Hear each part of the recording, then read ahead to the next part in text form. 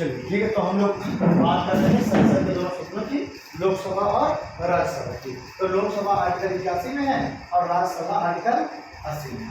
तो हम दोनों में देख लेते हैं क्या दोनों में सिमिलरिटीज है, क्या दोनों में अंतर है, सारी चीजें हम लोग देख लेते हैं। तो देखिए पहला पॉइंट, जो लोकसभा है इसको लोकसभा को अस्थायी सदन कहा जाता है। लोकसभा कहा जाता है अस्थायी सदन। वही जो राज्यसभा है, राज्यसभा को स्थायी सदन कहा जाता है। स्थायी सदन, इसको अस्थायी सदन, इसको स्थायी सदन। क्यों? क्योंकि जो लोकसभा के सदस्य हैं इनका कार्यकाल होता है 5 वर्ष का। 5 वर्ष का कार्यकाल होता है लोकसभा के सदस्यों का कार्यकाल होता है 5 वर्ष, ठीक। और राज्यसभा के सदस्य हैं इनका कार्यकाल होता है 6 वर्ष। लेकिन समझिएगा अंदर क्या है, लोकसभा के जो सदस्य हैं वो सारे के सारे एक साथ नियुक्त होंगे, एक साथ सबकी नियुक्ति होगी, एक साथ नियुक्त होंगे और एक साथ ही सब बर्खास्त हो जाएंगे, ठीक। यानी हर 5 साल में लोकसभा के सदस्य एक साल अपॉइंट होंगे और हर 5 साल के बाद एक साथ वो क्या हो जाएंगे, वो बर्खास्त हो जाएंगे, ठीक है। नई लोकसभा चुन करके आएगी। वहीं अगर बात किया जाए राज्यसभा की, तो राज्यसभा के सदस्यों का कार्यकाल तो है 6 वर्ष, लेकिन कभी भी इसके सारे सदस्य एक साथ बर्खास्त नहीं होंगे, ना ही सारे सदस्य एक साथ चुन करके आएंगे। यानी अब होगा कैसे, तो इसमें यह है कि प्रत्येक 2 वर्ष में इस राज्यसभा के 1/3 सदस्य नियुक्त होंगे, है ना। तो हर 2 वर्ष में सपोज दैट, मान लीजिए केस समझने के लिए, सपोज दैट राज्यसभा में कुल सदस्य संख्या है 300 की। अब हर 2 साल में 1/3 सदस्य क्या हो जाएंगे, इस्तीफा दे देंगे, बर्खास्त हो जाएंगे और उतने ही सदस्य चुन करके आ जाएंगे। तो इस साल सपोज दैट इस साल 300 के 1/3 100 सदस्य इस साल चुन करके आ जाए, फिर 2 वर्ष के बाद यानी 2024 में फिर 100 सदस्य चुन के आ गए और 2026 में फिर 100 सदस्य चुन के आ गए। अब ये जो सदस्य इस साल 2022 में चुने थे वो 2028 में वो रिटायर हो जाएंगे और 2028 में फिर से उतने ही 1/3 सदस्य पुनः से चुन करके आ जाएंगे। तो इस तरीके से प्रत्येक हर 2 वर्ष में राज्यसभा के 1/3 सदस्य चुन करके आएंगे और उतने ही रिटायर हो जाएंगे। इसलिए ना तो इसके सदस्य ना ही एक साथ नियुक्त होंगे और ना ही एक साथ बर्खास्त होंगे, ठीक है ना। तो 1/3 ये साल में हर 200 वर्ष में नियुक्त हो गया, हर 2 वर्ष में उतने ही बर्खास्त हो जाएंगे। तो इस नाम देखिए हर 6 साल के बाद क्या होता जाएगा, उनका एक तरीके से फिर से सारे नए सदस्य होते जाएंगे, ठीक। तो ये अस्थायी सदन, ये हो गया स्थायी सदन। ये भंग हो जाएगा, ये कभी भंग नहीं होता। इस तरह से कभी एक क्वेश्चन पूछ जाता है कि बताइए कौन सा सदन है जो भंग हो जाता है। तो ये जो सदन है ये एक निश्चित समय के बाद, फिर 5 साल के बाद ये भंग हो जाता है, जबकि ये क्या है, ये भंग नहीं होता कभी भी, ये कभी भी भंग नहीं होता, ठीक है। एक और बेसिक अंतर है, क्या बेसिक अंतर, लोकसभा के जो सदस्य हैं ये आम जनता के द्वारा चुने जाते हैं, आम जनता द्वारा चुने जाते हैं। लेकिन ये जो है ये आम जनता द्वारा नहीं चुने जाते, ये कैसे चुने जाते हैं, ये चुने जाते हैं राज्य विधानसभा के सदस्यों के द्वारा, ये राज्य विधानसभा के सदस्यों द्वारा चुने जाते हैं, ठीक है। एक और अंतर, लोकसभा के जो सदस्य हैं ये इनका प्रत्यक्ष चुनाव होता है, लेकिन चुनाव की प्रक्रिया होती है प्रत्यक्ष, डायरेक्ट इलेक्शन होता है। लेकिन ये अप्रत्यक्ष चुनाव प्रक्रिया द्वारा चुने जाते हैं, डायरेक्ट इलेक्शन होता है अप्रत्यक्ष चुनाव प्रक्रिया द्वारा, ठीक है। अब अप्रत्यक्ष चुनाव प्रक्रिया द्वारा चुने जाते हैं तो आम जनता ने चुना एमएलए को, है ना, राज्य विधानसभा के सदस्यों को, और वो जो राज्य विधानसभा के सदस्य हैं वो जनता के बिहाफ पर, लोगों के बिहाफ पर वो चुनते हैं, उनके प्रतिनिधि के रूप में काम करते हैं और वो चुनते हैं राज्यसभा के सदस्यों को। तो हमने देखा ये प्रत्यक्ष चुने जाएंगे, वो अप्रत्यक्ष चुने जाएंगे। एक और चीज़ देखें, इसका जो अध्यक्ष होता है, लोकसभा का जो अध्यक्ष होता है वो कहलाता है स्पीकर। लोकसभा का अध्यक्ष क्या कहलाता है? स्पीकर कहलाता है। जबकि इसका जो अध्यक्ष है वो सभापति कहलाता है। सभापति। इसका जो अध्यक्ष है वो अपने बीच में से ही चुनाता है, यानी लोकसभा के जो सदस्य हैं वो अपने बीच में से ही एक व्यक्ति को अपना नेता चुनते हैं, यानी लोकसभा के स्पीकर चुनते हैं। कुल मान लीजिए लोकसभा में सदस्य 550, और उन 550 में से ही किसी एक व्यक्ति को अध्यक्ष चुन लिया जाएगा, यानी वो बाहर से किसी को नहीं चुनते, वो अपने बीच में से ही किसी एक व्यक्ति को अपना लीडर चुनते हैं, स्पीकर चुनते हैं, ठीक है ना। यानी लोकसभा के सदस्यों द्वारा अपने बीच में से ही एक व्यक्ति को अपना लीडर चुन लिया जाता है। जबकि राज्यसभा में ऐसा नहीं है। राज्यसभा का जो सभापति हो वो राज्यसभा का ही कोई सदस्य नहीं होता, ना ही राज्यसभा के ही व्यक्ति अपने बीच में से किसी को चुनते, बल्कि कौन होता है?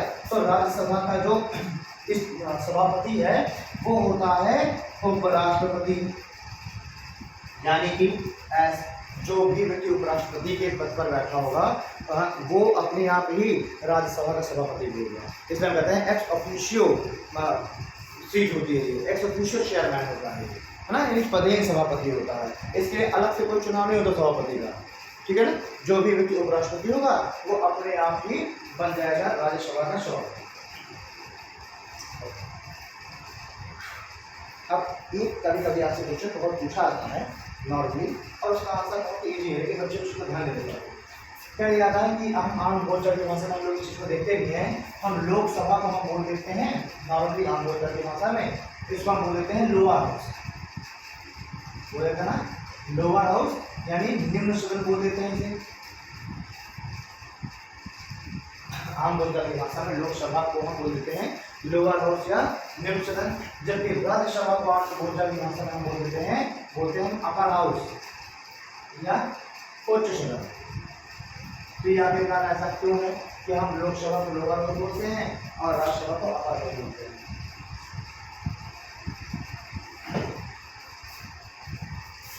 इसके पीछे का कारण क्या है ये हमको देखना है। तो देखिए, हम सभी जानते हैं कि हमारा जो पार्लियामेंट्री सिस्टम है, हमारी जो संसदीय व्यवस्था है, ये ब्रिटेन की संविधान से ली गई है ना, यूनाइटेड किंगडम की संविधान से ली गई है। वहाँ पर भी ऐसा ही पार्लियामेंट्री सिस्टम है। पार्लियामेंट में 2 सदन है, ठीक है ना, एक लोअर हाउस है, एक अपर हाउस है। अब देखिए, चूंकि हमने ब्रिटेन के ही संविधान से हमने अडॉप्ट किया पार्लियामेंट्री सिस्टम, तो हमारा पार्लियामेंट्री सिस्टम बिल्कुल वैसा ही है। तो हमारे जो दोनों सदन है ये भी सेम बिल्कुल वैसे ही है लगभग जैसे कि ब्रिटेन के दोनों सदन है। अब ब्रिटेन का एक सदन कहलाता है लोअर हाउस, एक सदन कहलाता है अपर हाउस। तो इधर थोड़ा सा चीज को देखते हैं हम लोग। ब्रिटेन का जो लोअर हाउस है, इस लोअर हाउस को कहा जाता है house of Commons, house of Commons, यानी कि आम लोगों की सभा। मतलब कि ये इसके जो मेंबर हैं, ये जो हाउस ऑफ कॉमन्स है, इसको आम जनता के द्वारा चुन करके भेजा जाता है। तो वैसे ही बिल्कुल हमारा क्या है, लोकसभा भी है, ये भी क्या है, इसमें भी आम जनता ही अपने प्रतिनिधि को चुन करके भेजती है। वहीं ब्रिटेन का जो दूसरा सदन है वो कहलाता है अपर हाउस। ब्रिटेन का दूसरा सदन क्या कहलाता है? Upper house. और जो अपर हाउस है इसे कहते हैं house of states, house of states, यानी ये आम लोगों का प्रतिनिधित्व करती है। और जो हाउस ऑफ स्टेट है वो क्या कर रही है, वो राज्यों का प्रतिनिधित्व करती है। तो इसलिए इसको कहेंगे लोअर हाउस, इसको कहेंगे अपर हाउस। इसमें जो लोग हैं वो आम जनता द्वारा चुन करके दिए जाएंगे, आम जनता द्वारा निर्वाचित होंगे, आम जनता द्वारा चुन करके भेजे जाएंगे, ठीक। जबकि हाउस ऑफ स्टेट्स के जो व्यक्ति हैं वो क्राउन के द्वारा नॉमिनेटेड होंगे, क्राउन के द्वारा नॉमिनेटेड, यानी जो महारानी है, जो वहां का शासक है, उसके द्वारा मनोनीत किए जाएंगे। अब चूंकि इस पे क्राउन नॉमिनेट करेगा, तो क्राउन ऐसे आम लोगों को तो किसी को नॉमिनेट करने देगा ना, क्राउन नॉमिनेट करेगा तो किसी न किसी रॉयल व्यक्ति को, ठीक, किसी न किसी रसूख वाले व्यक्ति को, समाज के उच्च तबके वाले व्यक्ति को, ठीक। तो इसलिए यहाँ पर जो हाउस ऑफ स्टेट था, इस हाउस ऑफ स्टेट्स में जो सदस्य होते हैं वो होते हैं एलीट क्लास के, एलीट क्लास, ठीक है, उच्च वर्ग के एलीट क्लास के लोग होंगे।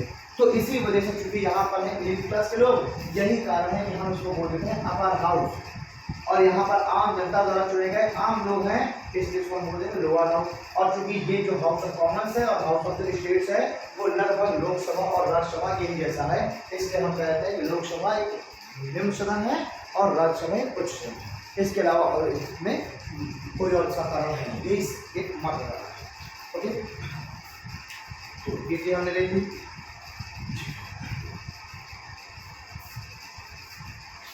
एक चीज और देखते हैं कि पहले ये जो आपका लोकसभा है, इस लोकसभा में जो आम जनता की जो आयु थी निर्वाचन करने की, यानी अपने सदस्य को चुनने की जो आयु थी वो थी 21 वर्ष, और जिसको बाद में हमने घटा करके 18 वर्ष कर दी। इस चीज को भी आपको याद रखना है कि पहले इसकी जो आयु थी, आयु सीमा थी वो थी 21 वर्ष और बाद में कर दी 18 वर्ष। क्या, तो इसको भी आप थोड़ा सा नोट डाल करके चीज को लिख लीजिए। नोट डाल लीजिए कि लोकसभा के निर्वाचक मंडल मतलब वो जो मतदान करने वाले व्यक्ति हैं, जो वोट करने वाले जो व्यक्ति हैं, उनकी जो आयु सीमा थी वो 21 वर्ष थी, जिसको 61वें संविधान संशोधन अधिनियम 61 कॉन्स्टिट्यूशनल अमेंडमेंट के द्वारा 21 से घटा करके 18 वर्ष कर दिया। इस चीज को आपको ध्यान देना है कि पहले 21 वर्ष आयु सीमा थी और उसको घटा करके कर दिया गया 18 वर्ष, यानी कि ज़्यादा से ज़्यादा लोगों को रिप्रेजेंटेशन देने के लिए, प्रतिनिधित्व देने के लिए ज़्यादा से ज़्यादा लोग अपने प्रतिनिधियों के चुनाव में भागीदारी कर सकें। इस वजह से हमने इस आयु की जो सीमा है उसको घटा करके और काम कर दिया।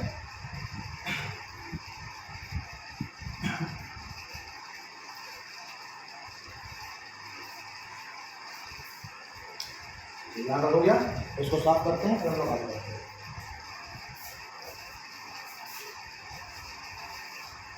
आप लोग नोट कर लीजिए।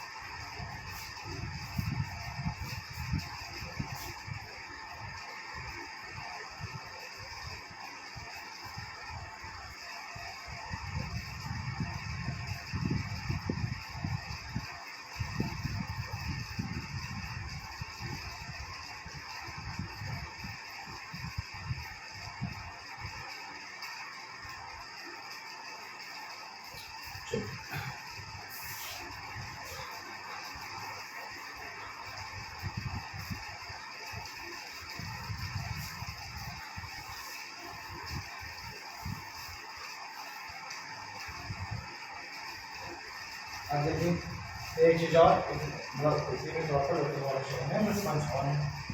जैसे कि अगर मैं कह दूं कि लोकसभा की कुल सदस्य संख्या कितनी है, लोकसभा में कुल कितनी सीटें हैं, अधिकतम सीटों की अगर बात की जाए तो लोकसभा में अधिकतम सीटें 550, पहले होती थी 552, लेकिन हमने जो 104 104 जो कॉन्स्टिट्यूशनल अमेंडमेंट किया जनवरी 2020 में, तो उसके द्वारा वो 2 सीटों का हटा दिया। तो पहले कितनी थी 250 + 2, और जो 2 थी एंग्लो इंडियंस की सीटें थी, आंग्ल भारतीयों के लिए, लेकिन हमने 104 कॉन्स्टिट्यूशनल अमेंडमेंट के द्वारा 2020 से हमने इसको हटा दिया और अब सीटें अधिकतम कितनी बची हैं 550 से अधिकतम सीटें। लेकिन अगर आप पूछोगे वर्तमान में कितनी सीटें हैं इसमें, अधिकतम देखिए 550, देखिए वर्तमान में अगर सीटों की बात कर ली जाए तो वर्तमान में इस पर 543 सीटों पर चुनाव होता है, ठीक है ना। तो वर्तमान में 543 सीटों पर चुनाव हो रहा है, 7 सीटें कहाँ गई, तो वो 7 सीटें हैं पाक ऑक्युपाइड कश्मीर और अक्साई चीन वाले क्षेत्र के लिए, क्योंकि वो चाइना ऑक्युपाइड और पाकिस्तान ऑक्युपाइड क्षेत्र हैं, वहाँ पर अभी हम चुनाव नहीं करा रहे हैं। लेकिन जब भी उस क्षेत्र पर हम अपना कंट्रोल कर लेंगे वहाँ पर भी हम उन 7 सीटों पर चुनाव कराएंगे, तब फिर 550 सीटों पर चुनाव में लगेगा। ये वर्तमान में 543 सीटों पर चुनाव हो रहा है, तो इस पे वर्तमान 527 सीटों का चुनाव हो रहा है। राज्यसभा की अगर बात करें, राज्यसभा में अधिकतम मैक्सिमम जो सीट है, मैक्सिमम इसका मैक्सिमम 850 है वर्तमान में, ये दो बच गए, और इसमें मैक्सिमम 250 सीटें हैं, ठीक है ना, अधिकतम है 250। लेकिन वर्तमान की अगर बात करें तो वर्तमान में इसमें भी 245 सीटों की प्रेजेंट टाइम की अगर बात करें तो प्रेजेंट टाइम में इसमें भी 245 सीटों पर चुनाव हो रहा है। इसकी 5 सीटें कहाँ गई, वही पीओ के और अक्साई क्षेत्र के लिए, ठीक है ना। तो इस पे 245 सीटों का हम लोग वर्तमान में चुनाव करा रहे हैं राज्यसभा के। अब थोड़ा सा अगर हम इसको दोबारा देख लें तो देखिए चूंकि अगर हम मैक्सिमम की बात करें पहले, मैक्सिमम अगर बता रहे हैं तो अधिकतम सीटों में से 238 जो सीट हैं वो स्टेट और प्लस यूनियन टेरिटरीज की द्वारा भरी जाएंगी। अधिकतम 250 में से 238 सीटें स्टेट्स और यूनियन टेरिटरी की द्वारा भरी जाएंगी, जबकि जो 12 सीट्स हैं इनका होगा नॉमिनेशन, ये नॉमिनेटेड सीट होगी और नाम कौन करेगा, प्रेसिडेंट नॉमिनेट करेगा, ठीक है ना। तो ऐसे व्यक्ति जिन्होंने आर्ट में, सोशल वर्क में, कला, समाज सेवा, लिटरेचर, साहित्य और साइंस, ऐसे व्यक्ति कला, साहित्य, विज्ञान और समाज सेवा के क्षेत्र में अपना योगदान दिया हो, ऐसे व्यक्ति को राष्ट्रपति राज्यसभा में नॉमिनेट कर सकता है, मनोनीत कर सकता है। तो अधिकतम देखिए 238 स्टेट प्रेसिडेंट को और 12 नॉमिनेटेड, लेकिन प्रेजेंट टाइम पर तो 245 में ही चुनाव हो रहा है। तो 233 जो सीटें हैं, ये 233 सीटें भरी जाएंगी स्टेट प्लस यूटी के द्वारा, और जो 12 सीटें हैं ये भरी जा रही हैं नॉमिनेशन के द्वारा। 233 हो गई स्टेट यूटी और 12 नॉमिनेटेड सीटें। लेकिन एक चीज यहाँ पर ध्यान देने योग्य है बात है कि प्रत्येक जो यूनियन टेरिटरी है उसका राज्यसभा में प्रतिनिधित्व नहीं होगा। हमारे देश में अगर देखा जाए तो जो यूनियन टेरिटरी हैं वो हैं कुल 8, तो इन सभी 8 की 8 यूनियन टेरिटरी को राज्यसभा में प्रतिनिधित्व नहीं मिला है। क्यों? क्योंकि मैंने आपको बताया कि राज्यसभा के जो सदस्य हैं उनका चुनाव होता है राज्य की विधानसभा के द्वारा। तो ऐसे यूनियन टेरिटरी जिनकी अपनी स्वयं की विधानसभा है, केवल उन्हीं को राज्यसभा में भी प्रतिनिधित्व मिलेगा। लेकिन जिन यूनियन टेरिटरी की अपनी स्वयं की विधानसभा नहीं है उनको राज्यसभा में भी प्रतिनिधित्व नहीं मिलेगा, ठीक है। तो वर्तमान में अगर हम देखें तो भारत में केवल 3 ही राज्य हैं, 3 राज्य कह रहा हूँ, 3 ही यूनियन टेरिटरी हैं, 3 ही यूटी हैं जिनके पास अपने स्वयं की विधानसभा है। और ये 3 यूटी कौन कौन सी हैं? तो एक है दिल्ली, दूसरी है पुदुचेरी, एक और तीसरी है UT Jammu and Kashmir.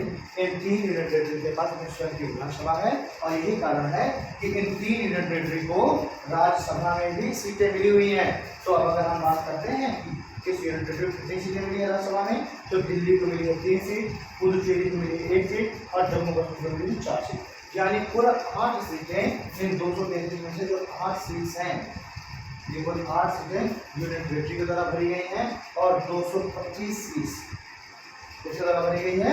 State से, है ना। तो 233 में से वर्तमान में 225 सीटें स्टेट्स और 8 सीटें यूनियन टेरिटरी के द्वारा भरी गई हैं, ठीक है ना। तो यानी कि जो उनकी विधानसभा के सदस्य हैं ये सारे के सारे वोट करेंगे और इन सीटों को चुनेंगे, ठीक है। ये है प्रेजेंट टाइम की कंडीशन। अब अगर हम आते हैं लोकसभा में, तो लोकसभा में हम जानते हैं कि 543 कुल कितनी सीटें भरी जानी है? 543 सीटें। अगर हम बात करें पहले आइडियल कंडीशन में पूरी सीटों में, तो इन पूरी सीटों में से 530 सीटें ना, पूरी कुल 5.5 सीटों में से 530 जो सीटें हैं वो मिली हुई हैं स्टेट्स को। कुल में से 530 सीटें किसको मिली हैं? स्टेट को मिली हुई हैं और 20 सीटें मिली हैं यूनियन टेरिटरी को। यानी यूनियन टेरिटरी से ये 20 सीटें मिल जाएंगी और राज्य से मिल जाएंगी 530 सीटें। चूँकि ये होना है आम जनता की तरफ चले जाने हैं, इसलिए यूनियन टेरिटरी हर एक यूनियन टेरिटरी को लोकसभा में प्रतिनिधित्व मिला हुआ है, रिप्रेजेंटेशन मिला हुआ है, ठीक है।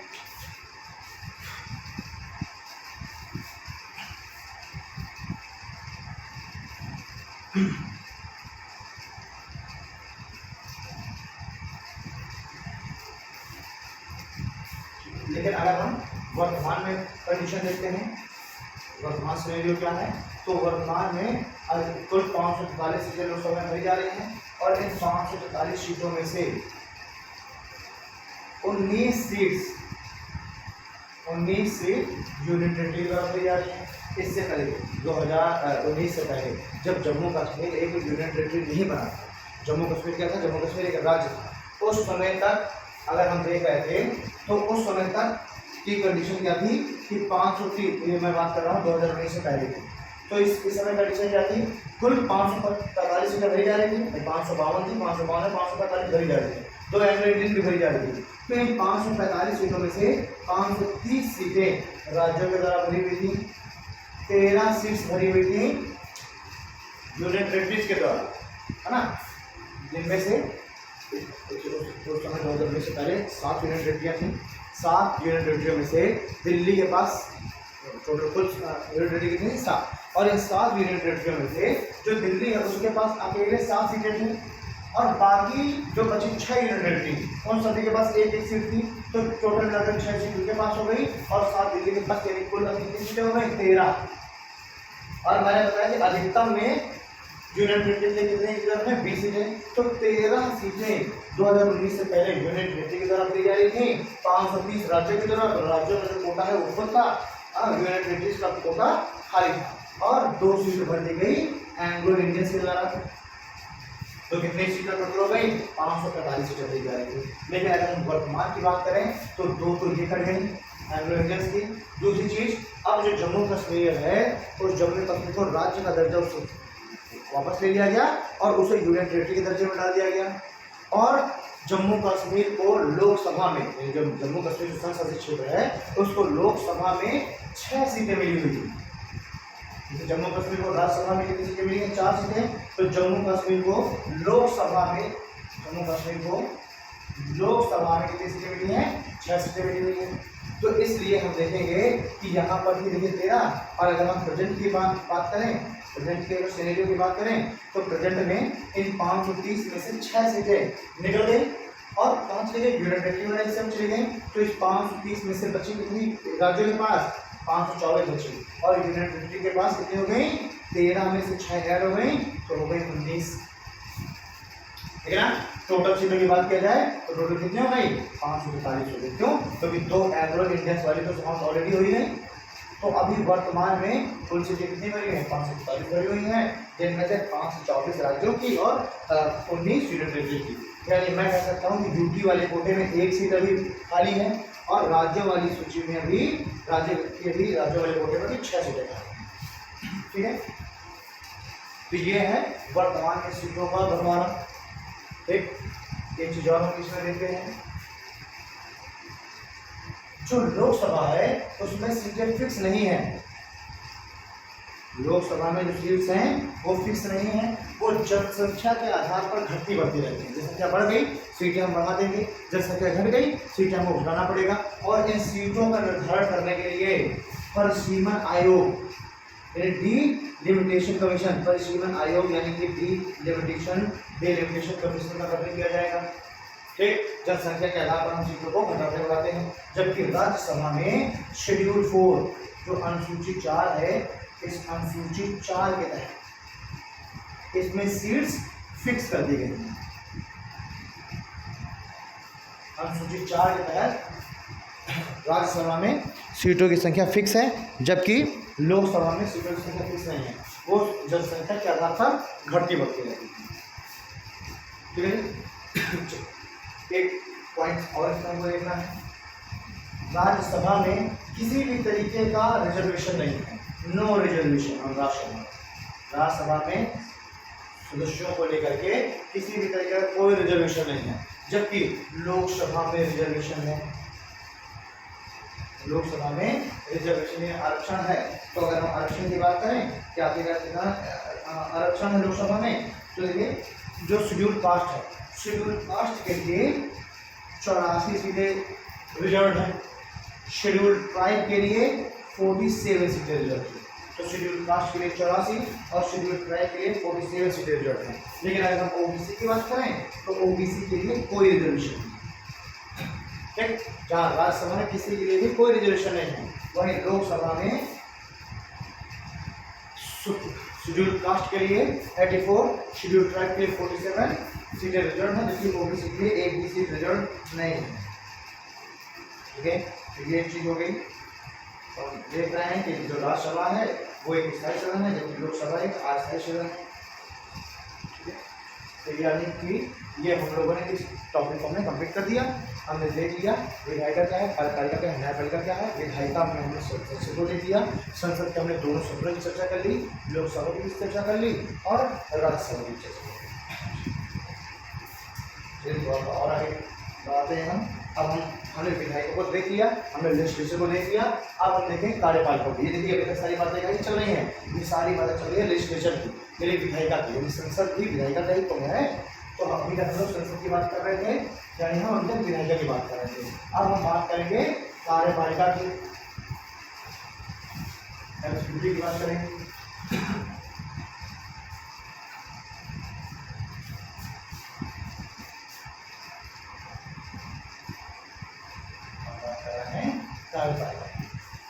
तो कार्यपालिका मैंने पहले बताया, कार्यपालिका का काम क्या है? कार्यपालिका का काम है कानून को लागू कराना। कानून लागू कराना काम विधायिका का काम है, कानून को कराना, वही कार्यपालिका का काम है कानून को लागू करना।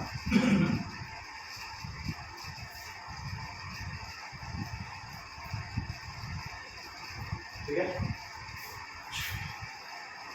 अब देखते हैं जो कार्यपालिका है, इस कार्यपालिका का जो हेड है, कार्यपालिका का जो प्रधान है वो होगा प्रेसिडेंट। इस चीज को समर्थन कर दिया है, कार्यपालिका का प्रधान कौन होता है? प्रेसिडेंट। और ये सारी जो भी बातें हैं ये सब कहाँ पर है?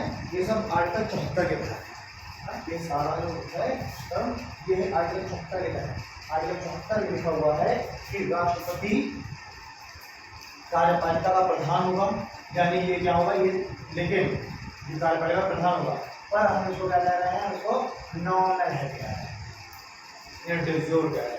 ठीक है, साथ ही साथ आर्टिकल 74 में भी लिखा हुआ है कि प्रेसिडेंट के द्वारा, राष्ट्रपति के द्वारा ही प्राइम मिनिस्टर को अपॉइंट किया जाता है। राष्ट्रपति ही प्रधानमंत्री को अपॉइंट करेगा। ठीक है,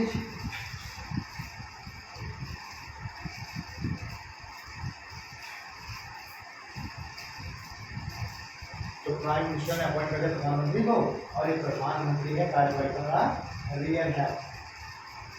एक चीज और लिखा हुआ है आर्टिकल 74 में, आर्टिकल 74 में स्पष्ट रूप से लिखा हुआ है कि भारत का एक राष्ट्रपति होगा और राष्ट्रपति के कार्य में सहायता करने के लिए एक मंत्रिपरिषद होगी, यानी एक काउंसिल ऑफ मिनिस्टर होगी, काउंसिल ऑफ मिनिस्ट्री होगी। तो भारत का लिखा हुआ है कि भारत का एक राष्ट्रपति होगा और राष्ट्रपति कार्यपालिका का प्रधान होगा, और उसकी कार्य में सहायता करने के लिए एक मंत्रिपरिषद होगी, और उस मंत्रिपरिषद का प्रधान होगा प्रधानमंत्री, जो कि राष्ट्रपति और काउंसिल ऑफ मिनिस्ट्री के बीच में समन्वय का कार्य करेगा। तो इस चीज को पूरा आपको ध्यान देना है। ये है प्रेसिडेंट, प्रेसिडेंट के कार्यों में मदद करने के लिए हो गया काउंसिल ऑफ मिनिस्ट्री, और काउंसिल ऑफ मिनिस्ट्री का जो हेड है वो हेड है प्रधानमंत्री। यानी कि मैं अगर ये बात ऐसे कह दूँ कि प्रेसिडेंट और काउंसिल ऑफ मिनिस्ट्री के बीच में एक सेतु का, एक ब्रिज का काम करेगा प्राइम मिनिस्टर, प्रधानमंत्री।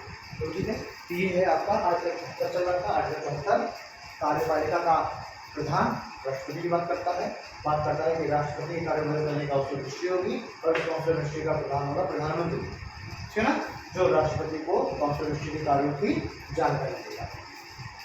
ठीक है,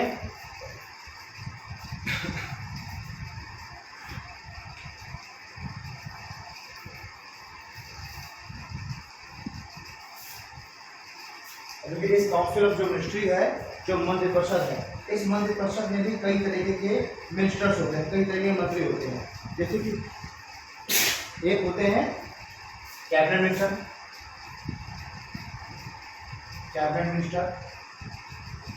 एक तरह के मंत्री, एक है कैबिनेट मिनिस्टर, दूसरे हैं यूनियन स्टेट मिनिस्टर,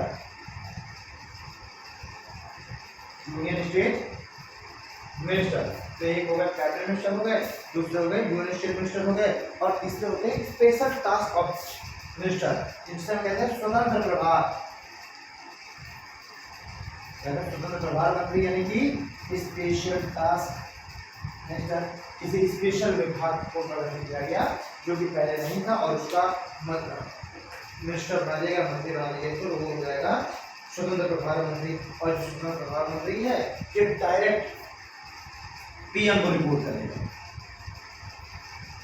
ठीक, ये डायरेक्ट पीएम, क्योंकि यूनियन स्टेट मिनिस्टर ये डायरेक्ट पीएम को रिपोर्ट नहीं करते, ये अपने कैबिनेट मिनिस्टर को रिपोर्ट करेंगे, है ना। ये जो यूनियन स्टेट मिनिस्टर है ये अपने कैबिनेट मिनिस्टर को रिपोर्ट करेंगे और वो कैबिनेट मिनिस्टर रिपोर्ट भेजेगा पीएम के पास। लेकिन जो स्पेशल टास्क मिनिस्टर होते हैं स्वतंत्र प्रभार मंत्री, ये डायरेक्ट पीएम के पास अपनी रिपोर्ट भेजेंगे, ठीक है। यानी कि मैं कहता हूँ स्वतंत्र प्रभार जो मंत्री हैं, है ना, इनकी पावर भी लगभग वैसी होती है, नहीं पावर कुछ कम है, ठीक है। तो स्वतंत्र प्रभार मंत्री की इक्वल पावर है, यानी यूनियन स्टेट मिनिस्टर, संघ राज्य मंत्री और स्वतंत्र प्रभार मंत्री दोनों की पावर जो एक है, लेकिन ये डायरेक्ट पीएम को रिपोर्ट करते हैं। अब कुछ चीजें इसमें देख लेते हैं हम लोग, कार्यपालिका के बारे में कुछ टेक्निकल चीजें देख लेते हैं। तो पहली चीज देखिए, कार्यपालिका का कोई अलग से चुनाव नहीं है, ऐसा कुछ नहीं है कि कार्यपालिका अलग से चुनी जाए। जबकि हम अगर अमेरिका के कॉन्स्टिट्यूशन देखें तो अमेरिका में कार्यपालिका एग्जीक्यूटिव का अलग चुनाव होता है और जो राष्ट्रपति वो उस एग्जीक्यूटिव का रियल है, ठीक है ना, और उस कार्यपालिका का अलग चुनाव है। कार्यपालिका और विधायिका दोनों एक दूसरे से बिल्कुल अलग है, ना तो कार्यपालिका विधायिका के कार्य में हस्तक्षेप करेगी और ना विधायिका कार्यपालिका के कार्य में हस्तक्षेप करेगी। विधायिका कोई कानून बनाएगी तो कार्यपालिका उस कानून को रोक सकती है, ठीक है। तो ये सारी चीजें हैं उसमें, इसलिए वहाँ के राष्ट्रपति को वीटो पावर मिली हुई है। अगर विधायिका ने कोई कानून बनाया तो वीटो का इस्तेमाल करके, यानी जो कार्यपालिका है, कार्यपालिका हेड प्रेसिडेंट, वो किसी कानून को रोक सकता है, वीटो कर सकता है। भारत में जो कार्यपालिका है, कार्यपालिका विधायिका का ही अंग है। भारत में जो कार्यपालिका है, कार्यपालिका किसका अंग है, कार्यपालिका विधायिका का ही अंग है, यानी कि विधायिका से ही निकलती है कार्यपालिका। कार्यपालिका का कोई भी अलग से चुनाव नहीं होता, अलग से चुनाव नहीं होता कार्यपालिका का। ये किसी भी विधायिका से निकली। मैंने आपको बताया था कि जब लोकसभा और राज्यसभा चुनाव होंगे तो दोनों मिलकर के क्या बनेगा, विधायिका, और इन्हीं में से ही लोकसभा के अधिकतम 15% सदस्यों को, लोकसभा के कुल सदस्य होगा अधिकतम 15% सदस्यों को कार्यपालिका में शामिल कर दिया जाएगा। तो इस तरीके से जो कार्यपालिका है वो विधायिका से अलग नहीं होती, कार्यपालिका विधायिका से ही निकलती है, ना उसका अलग चुनाव होता, ठीक है। इसी कारण अगर विधायिका ने कोई कानून बनाया है तो कार्यपालिका उस कानून पर वीटो नहीं कर सकती, है ना। विधायिका ने अगर कोई कानून बनाया है तो कार्यपालिका विधायिका से वीटो, विधायिका के कानून पर वीटो नहीं कर सकती। क्यों? क्योंकि कार्यपालिका विधायिका से ही निकली है और जब कानून बन रहा था तो उस समय ये कार्यपालिका के ही सदस्य उस दौरान उस कानून के बनाने के समय वहाँ मौजूद थे सदन में, और उस समय उन लोग इनने अपनी ही सहमति दी, तब जाके कानून बना। और जब कानून बन गया तो अब वो उसको कैसे अप्रूव कर सकते हैं, कैसे उसको रिजेक्ट कर सकते हैं। इसलिए विधायिका के द्वारा बने कानून पर कार्यपालिका कभी भी वीटो नहीं कर सकती, ठीक। एक चीज और इसमें आप ध्यान दीजिए, ये चीज हो ही गया कि कार्यपालिका विधायिका से ही निकलती है और इसलिए कार्यपालिका विधायिका के कार्य में विधायिका के कानून पर वीटो नहीं कर सकती। दूसरी चीज, जो मंत्रिपरिषद है, मंत्रिपरिषद ये कार्यपालिका के प्रति जवाबदेह होता है, कार्यपालिका के प्रति उत्तरदायी होता है। तो सेकेंड पॉइंट लीजिए, मंत्रिपरिषद, मैं कार्यपालिका कर रहा हूँ, सॉरी, जो कार्यपालिका है, कार्यपालिका लोकसभा के प्रति उत्तरदायी होता है।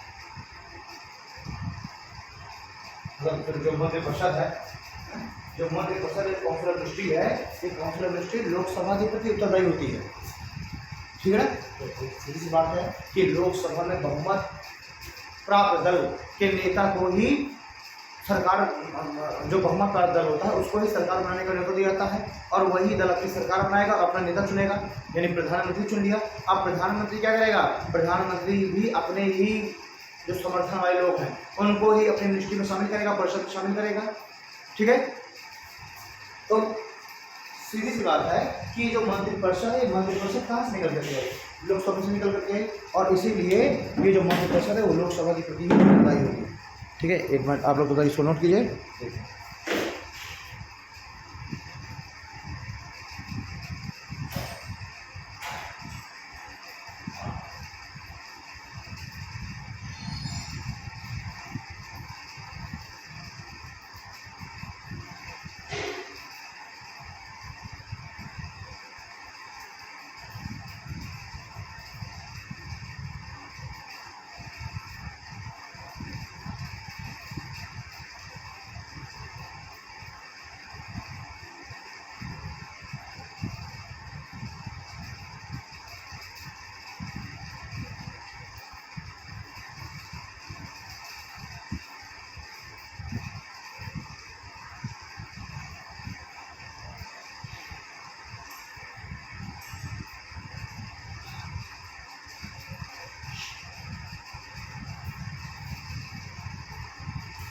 ठीक है ना। चलिए, तो जो कार्यपालिका है वो किससे निकल रही है, विधायिका से निकल रही है, और इसीलिए विधायिका के द्वारा बनाए गए कानून पर कार्यपालिका कभी भी वीटो नहीं करेगी। ठीक है ना। दूसरी चीज, मंत्रिपरिषद हमेशा लोकसभा के प्रति, मंत्रिपरिषद क्या होगा, हमेशा मंत्रिपरिषद लोकसभा के प्रति उत्तरदायी होगी। ठीक,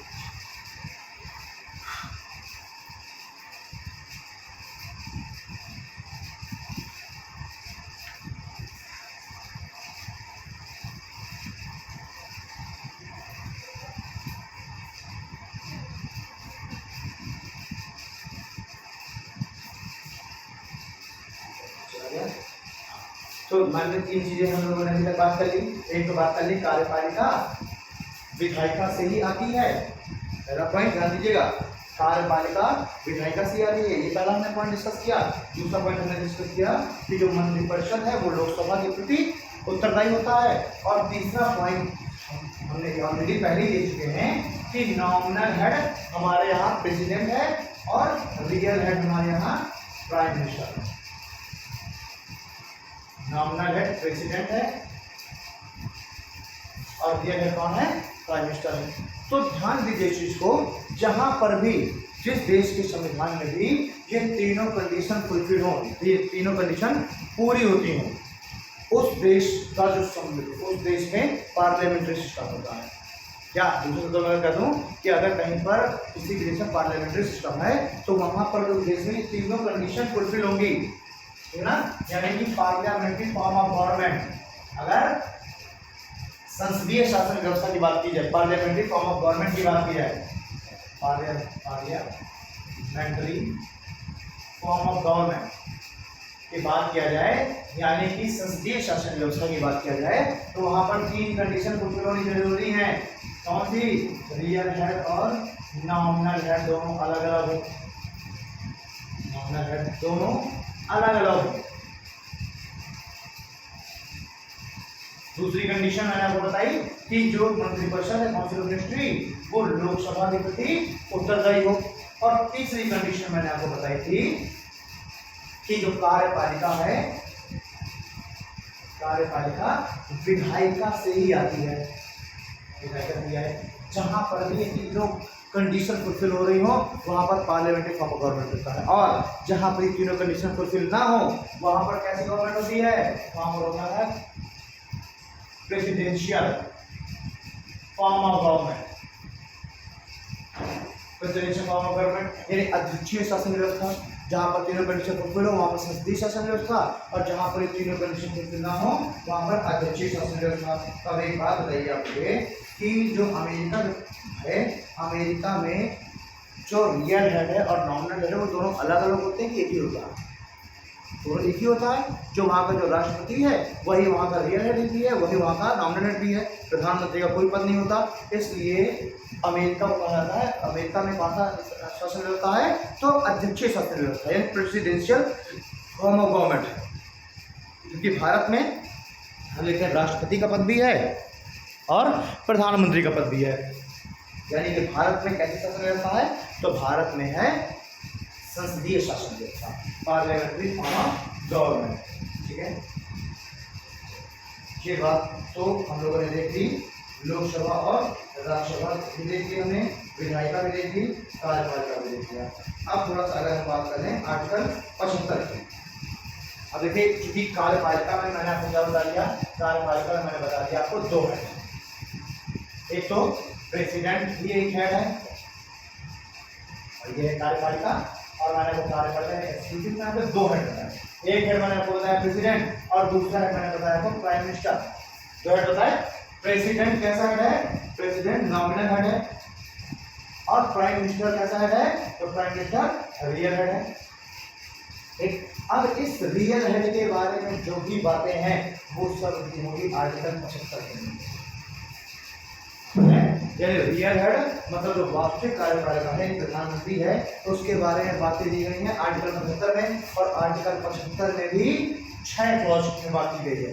article 75 clause 1, 75 clause 2, 75 clause 3, 75 clause 4, 75 clause 5 and 75 clause 6। तो रियल हेड के बारे में जो भी सारी बातें होगी वो कहाँ दी गई हैं, वो दी गई है आर्टिकल 75 के अंतर्गत। ठीक है ना।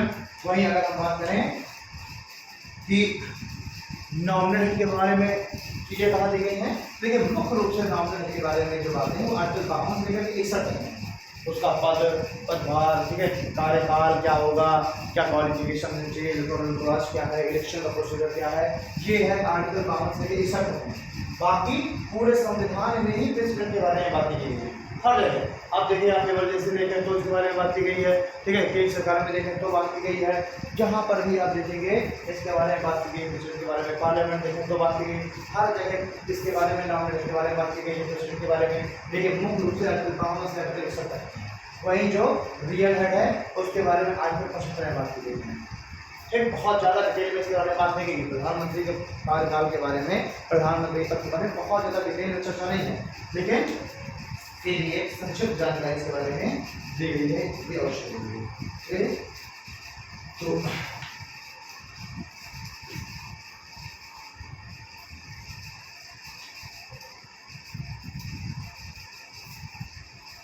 ठीक है। अब देखिए आज हम लोगों ने आज की क्लास में हमने क्या क्या पढ़ लिया। आज की क्लास में हमने पढ़ लिया स्टेट के बारे में। स्टेट के हमने थोड़ा सा अगर रिवाइज कर दीजिए, स्टेट हमने पढ़ लिया। स्टेट के हमने 3 अंग पढ़े, है ना, 3 पिलर्स पढ़े स्टेट के। और स्टेट की परिभाषा कौन से आर्टिकल में दी गई है, स्टेट के बारे में किस आर्टिकल में बताया गया है, आर्टिकल 12 में। स्टेट की डिफिनेशन मैंने आपको बताई, आम जनता और न्यायपालिका को छोड़ के बाकी सब कुछ स्टेट के 3 पिलर्स मैंने बताया आपको, कौन कौन से, विधायिका, कार्यपालिका और न्यायपालिका। विधायिका का काम है कानून को बनाना, कार्यपालिका का काम है उस कानून को लागू कराना, और न्यायपालिका का काम है उस कानून की समीक्षा करना, जुडिशियल उसकी रिव्यू करना। ठीक है। फिर हमने विधायिका की बात की। विधायिका के मैंने आपको, विधायिका के अंतर्गत मैंने आपको बताया कि विधायिका में कानून बनाया जाएगा, और कानून जहाँ पर बनेगा उस इंस्टीट्यूशन को बोलेंगे संसद, यानी पार्लियामेंट। और हमने पार्लियामेंट के भी हमने 2 सदन देख लिए, लोकसभा और राज्यसभा देख लिया, और हमने राष्ट्रपति को भी देखा। राष्ट्रपति भी पार्लियामेंट के अभिन्न है, क्योंकि पार्लियामेंट में कानून को बनाया जाएगा, और तो लोकसभा और राज्यसभा ने कानून को पास कर दिया, लेकिन जब तक राष्ट्रपति इस पर साइन नहीं करेगा वो कानून नहीं बन सकता। इसलिए हम राष्ट्रपति संसद का ऐसा नहीं कि वो संसद का एक मेंबर है, राष्ट्रपति संसद का सदस्य नहीं होता, लेकिन एक अभिन्न अंग जरूर है ना। संसद का कोई उसमें, संसद में उसको पद नहीं है कोई, लेकिन एक अभिन्न अंग जरूर है राष्ट्रपति। ठीक है। तो हमने संसद देख लिया, राज्यसभा लोकसभा के बारे में हमने सारी चीज़ देख ली। फिर हम गए कार्यपालिका में हमने नॉमिनल हेड देख लिया, रियल हेड देख लिया। अच्छा, अब ये दोनों के बारे में तो थोड़ा सा जो डिटेल जानकारी है हम अगली क्लास में बात करेंगे, है ना। नॉमिनल हेड के बारे में पहले हम बात कर लेंगे, सॉरी रियल हेड के बारे में पहले हम रियल हेड के बारे में बात कर लेंगे, यानी प्रधानमंत्री के बारे में। रेफरेंस आर्टिकल 75 को हम डिटेल कर लेंगे, आर्टिकल 78 को भी हम इसमें देख लेंगे। फिर उसके बाद हम बात करेंगे नॉमिनल हेड के बारे में, प्रेसिडेंट के बारे में, थोड़ा सा हम विस्तृत रूप से इसको पढ़ेंगे। ठीक है, ये हो जाएगा तब हम स्टेट के 3rd पिलर पर जाएंगे, किस पर, न्यायपालिका पर। और तब हम न्यायपालिका पढ़ेंगे, और हम सुप्रीम कोर्ट पढ़ेंगे, फिर सुप्रीम कोर्ट के बाद हम हाई कोर्ट पढ़ेंगे। ठीक है। तो इस तरीके से हम अगली क्लास में रियल हेड और नॉमिनल हेड इन दोनों की चर्चा करेंगे। और आज की क्लास हम यही खत्म करते हैं। थैंक यू, धन्यवाद।